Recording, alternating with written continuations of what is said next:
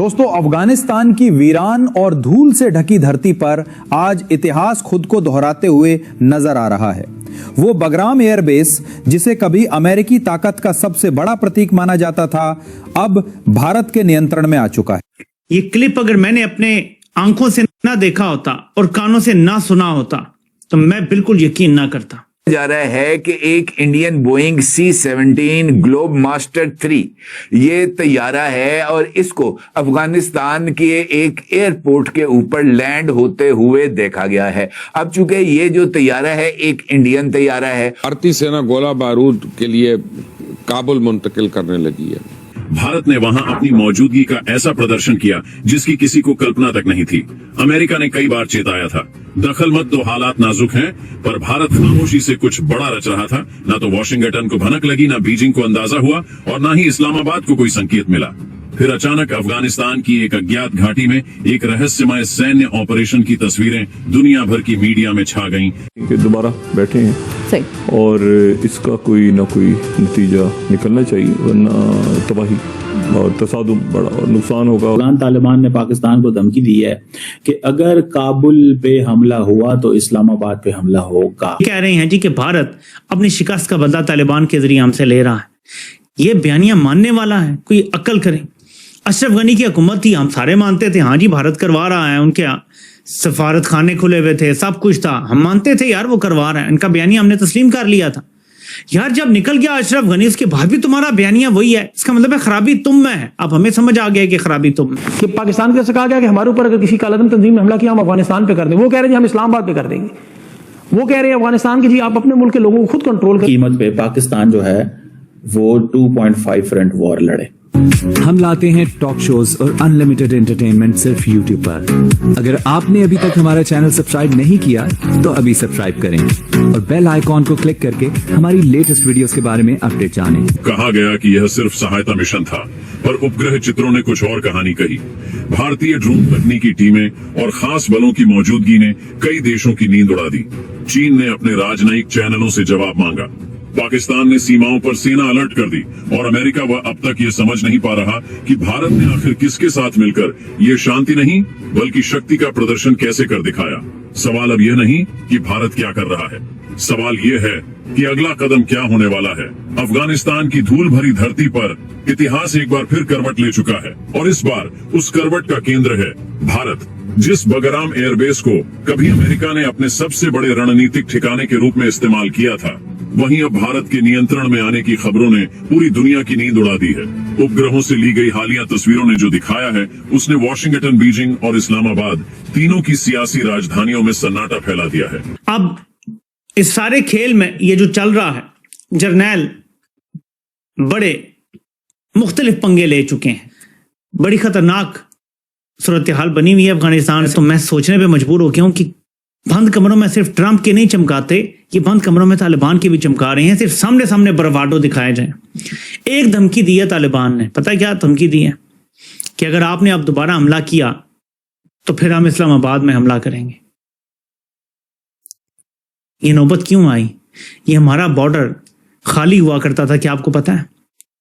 9/11 से पहले हमें कभी यहां से किसी हमले का खदशा नहीं था, लेकिन अब हमले का भी खदशा है, उल्टा धमकियां आ रही हैं बड़ी खतरनाक।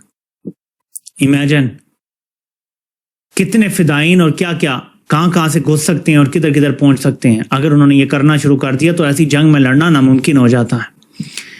गुरिल्ला जंग में वियतनाम ने अमेरिका को शिकस्त दे दी थी, गुरिल्ला जंग में तालिबान अमेरिका को शिकस्त दे चुके हैं। तो ये कह रहे हैं जी कि भारत अपनी शिकस्त का बदला तालिबान के जरिए हमसे ले रहा है।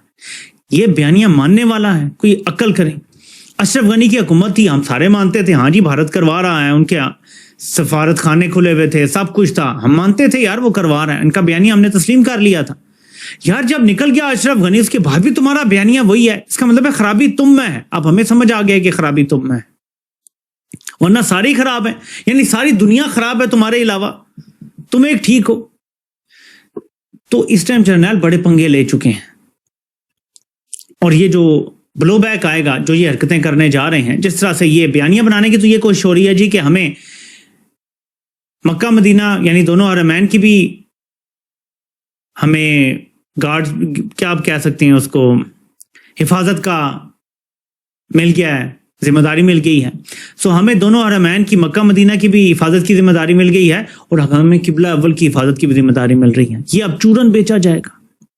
हालांकि असल बात यह है जो मैं आपको बता चुका हूं, फलस्तीनियों को निहत्ता करना है, बेशक इसके लिए लड़ना पड़े। ये है उस मुआहदे में कि फलस्तीनियों को निहत्ता करना है, उनमें किसी के पास हथियार नहीं हो। एक इंडियन तैयारा है और मलकियत भी इंडियन एयरफोर्स की है, तो फिर इसका मतलब यह है कि इस तैयारे के जरिए, और एक ट्रांसपोर्टर तैयारा, तो इसका मतलब यह है कि यहां पर कोई छलियां तो इंडिया ने नहीं भेजी अफगानों के लिए कि जनाब इसको भूने और बेचें। यकीनी तौर पर यहां पर कुछ एक ऐसा मटीरियल अनलोड किया गया है जिसके बारे में शायद अफगानों को यह बात बताने की कोशिश की गई है कि इसके बाद इस्लामाबाद आपके निशाने पर आ जाएगा, और उन तैयारों के अंदर कुछ रॉकेट टाइप चीजें भी लगा दी गई हैं। अब ड्रोन्स की फ्लाइट्स और इस जंगी जहाज की फ्लाइट, ये इस बात का तासुर देने की कोशिश की जा रही है कि अगर पाकिस्तान की तरफ से एरियल स्ट्राइक अफगानिस्तान पर की जाती है तो अफगानिस्तान इसका जवाब देगा। अब जवाब देने के लिए तो यकीनी तौर पर साजो सामान की जरूरत है, और वो साजो सामान इस वक्त अगर कोई दे सकता है तो अफगानों के नए अबू मोदी ही दे सकते हैं। और मुझे ऐसे लगता है कि ये जो ट्रांसपोर्टर तैयारा है C-17, इसके जरिए कुछ चीजें हैं टेक्निकल सपोर्ट के हवाले से वो शायद उन तक पहुंचाई गई हैं। वो कौन सी हो सकती हैं, इस पर बात करने से पहले ये देखते हैं कि कौन सी मुमकिन चीजें हैं जो C-17 के जरिए पहुंचाई जा सकती हैं। ये जो C-17 तैयारा है, ये एक भारी लिफ्ट तैयारा है, और इसके अंदर एक बड़ी तादाद के अंदर और भारी मिकदार के अंदर जो साजो सामान है वो एक जगह से दूसरी जगह पर मुंतकिल किया जा सकता है। खास तौर पर इस सैयारे में इंजन के पुर्जे यानी स्पेयर पार्ट्स और हाइड्रोलिक्स एवनिक्स यूनिट्स जो पुराने जहाजों की मुरम्मत के लिए दरकार हों वो ट्रांसपोर्ट किए जा सकते हैं। और अभी रिसेंटली भारत ने अपनी एयरफोर्स से MiG-29 तैयारों को रिटायर किया है, तो इसका मतलब यह है कि उनके पास इस तरह का फालतू सामान काफी बड़ी तादाद में मौजूद है, और वो इस साजो सामान को किसी न किसी तरीके से नया रंग रुंग करके वो अफगानिस्तान के आगे अपना सौदा बेच सकते हैं। इसके साथ साथ टूल्स और ये जो मशीनरी है, मुख्तलिफ जंग आलूद चीजों को काबिल इस्तेमाल बनाने की, और डायग्नोस्टिक यूनिट्स जिसके जरिए इस बात का तयन किया जाए कि मिसाइल्स हों, ड्रोन्स हो या जंगी तैयारे हों, तोपें हों, एंटी एयरक्राफ्ट गन्स हों या टैंक्स हों, उनको किस तरीके से दोबारा रिपेयर किया जा सकता है। तो ये जो डायग्नोस्टिक यूनिट्स हैं ये इनफैक्ट खराबी का पता लगाते हैं, और उस खराबी का पता लगाकर उस खराबी को दूर किया जा सकता है। इसके साथ साथ तकनीकी अमला भी इन जहाजों के जरिए पहुंचाया जा सकता है, ताकि वो जो चीज डायग्नोस करें कि जनाब इस जगह पर यह खराबी है, तो उसको दूर करने के लिए जो टेक्निकल अमला भी है वो भी वहां पर मौजूद हो। इसके साथ UAV किट्स यानी ड्रोन तैयार करने वाला साजो सामान और या तैयारशुदा ड्रोन्स वो भी वहां पर फराहम किए जा सकते हैं। तो इसका मतलब ये है कि अगर ये साजो सामान, ये जो तैयारा है जिसका मैं आपके साथ जिक्र कर रहा हूं, ये अगर को आपने कोट्स एंड कोट्स में इसको आपने तसव्वुर करना है कि अगर ये जो सामान है ये इस तैयारे के जरिए अगर अफगानिस्तान में लैंड किया गया है, तो इसका मतलब ये है कि पुराने और बोसीदा फ्रेगमेंट्स की बहाली, खास तौर पर अमेरिका और नेटो की जानिब से छोड़ी गई एंटी एयरक्राफ्ट गन्स और बड़े जो हथियार हैं, हैवी वेपन्स जो हैं, उनको काबिल इस्तेमाल बनाने की कोशिश की जा सकती है। तो आपको ये वीडियो कैसा लगा कमेंट बॉक्स में जरूर लिखिए। इस वीडियो को लाइक कीजिए, शेयर कीजिए, सब्सक्राइब करना ना भूलिए आपके चैनल EFC.Z को। मिलते हैं अगली वीडियो में। जय हिंद।